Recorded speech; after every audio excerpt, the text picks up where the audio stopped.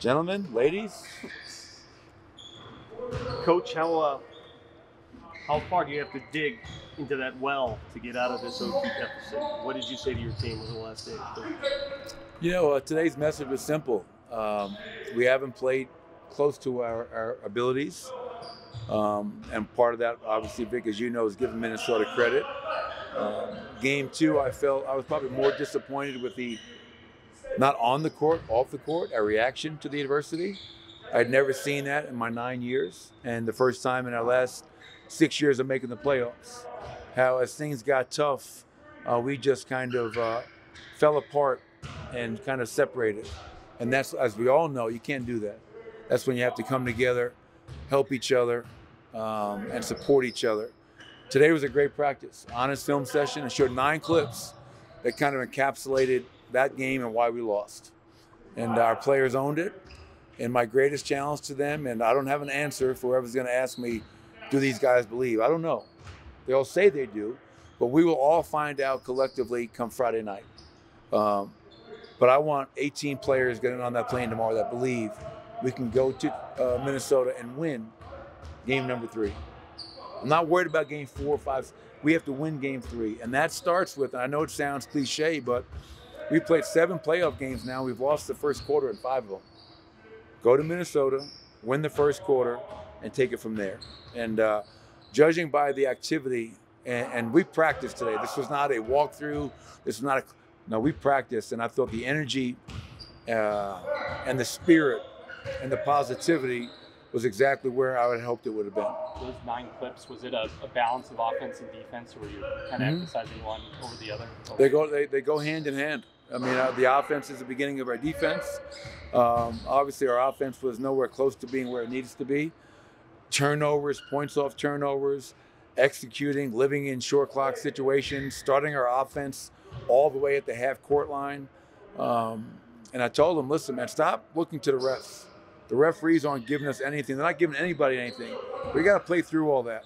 Understand the physicality that's going to be needed, and set the tone with that.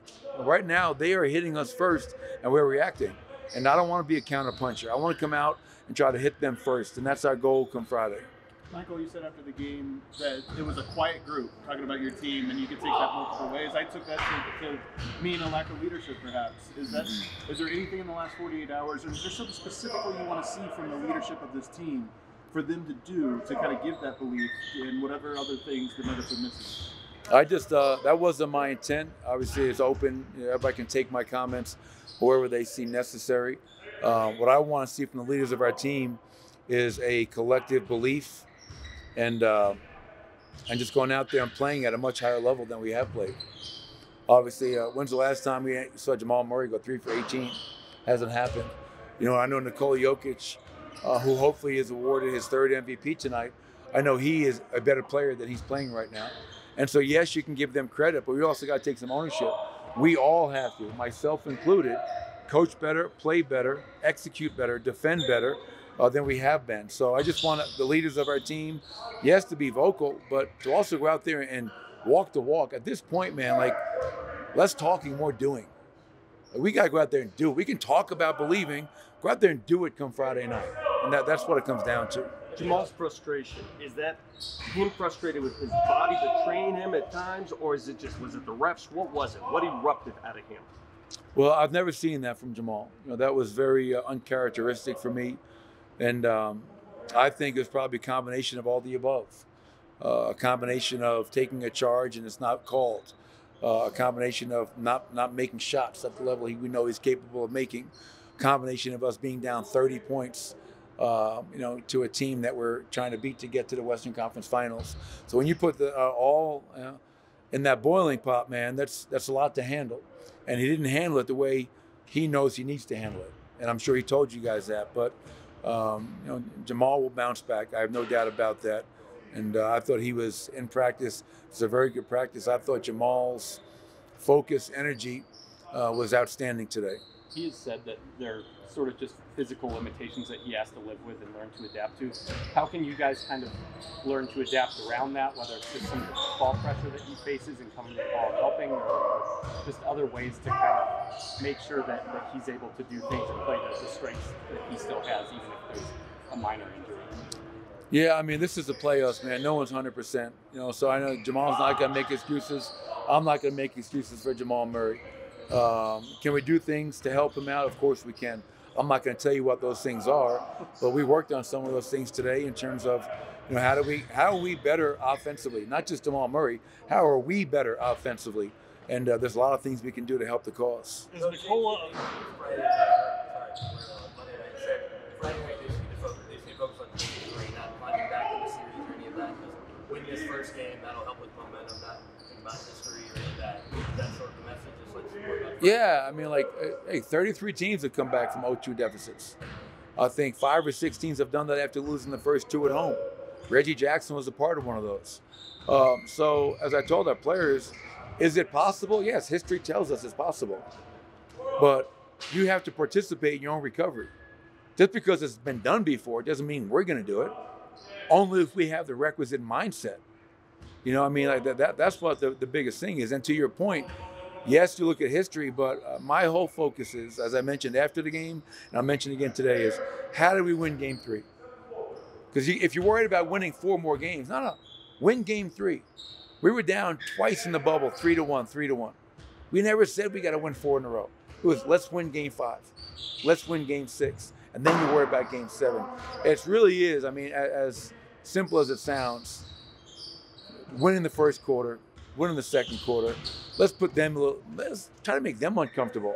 Why are we always the team that's got to come from behind? All year long, we were a great first quarter team. For some reason, now in the playoffs, we've been an awful first quarter team. And obviously, if we're going to win game 3 on Friday night, that has to change. With the MVP tonight, is Nikola Jokic a better player today than he was when he won his first MVP? And if so, how?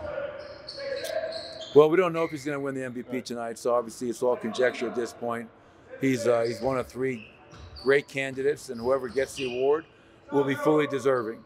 Obviously, we here in Denver feel that Nikola should win the MVP for his 3rd time.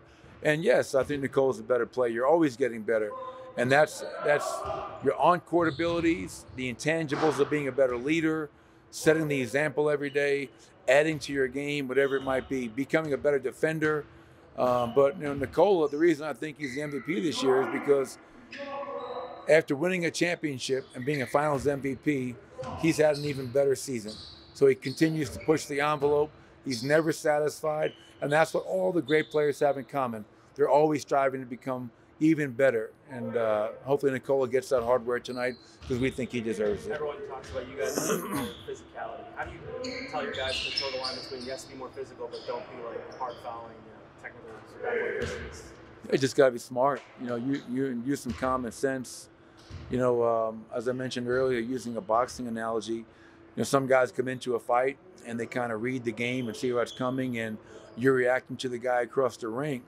And give Minnesota credit. That bell is being rung, and they're running across that canvas and hitting us in our mouth, and they have us on our heels. So for me, it's, you got to be disciplined, you got to be smart, but have a hit-first mentality, be more physical on both ends, not just defensively, but offensively as well, to get people open. Right now, if you look at our offense, we're starting our half-court offense right over half-court. And that is not conducive to being the efficient offensive team that we've come to expect from this group for the last 6 years. Reggie said manhood is kind of on the line here. Do you feel that way too with how the first 2 games have gone and how you want to respond? No, I just want to win game 3. I'm not getting into manhood, womanhood, all that stuff, man. This is about going out there and playing the game of basketball the way we have played for 6 years. I reminded our guys today, fellas, we're the reigning world champions. Act like it and play like it. Thank you.